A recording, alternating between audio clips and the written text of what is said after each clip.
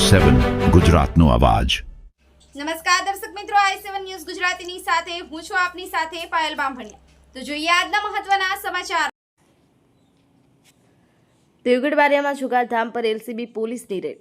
નાની ઝરીમાં ગંજીપત્તાથી જુગાર રમતા 8 ઝડપાયા, 8.65 લાખનો મુદ્દામાલ જપ્ત।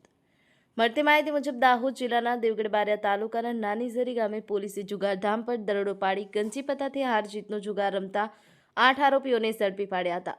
પોલીસની કાર્યવાહી દરમિયાન રોકડ રકમ, મોબાઈલ ફોન અને જુગાર રમવા માટે ઉપયોગમાં લેવાયેલ 5 વાહનો સહિત કુલ 8,65,870નો મુદ્દામાલ કબજે કરવામાં આવ્યો।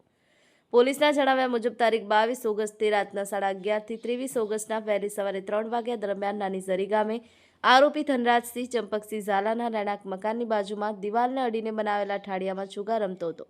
આરોપી ધનરાજસિંહે પોતાના આર્થિક લાભ માટે અન્ય આરોપીઓને બહારથી બોલાવી ગંજીપત્તાથી હાર જીતનો જુગાર રમાડતા હતા। દરોડા દરમિયાન આરોપીઓની અંગઝડતીમાંથી 65,000, દાવ પરથી 20,570 તથા નાળના 20,000 મળી કુલ 1,05,570 રોકડ રકમ મળી આવી હતી। આ ઉપરાંત 8 મોબાઈલ ફોન, કિંમત 80,104 પત્તા, જુગાર રમવા માટે ઉપયોગમાં લેવાયેલ 5 વાહનો, કિંમત 6.80 લાખ તથા ચટાઈ સહિત કુલ 8,65,870નો મુદ્દામાલ જપ્ત કરવામાં આવ્યો।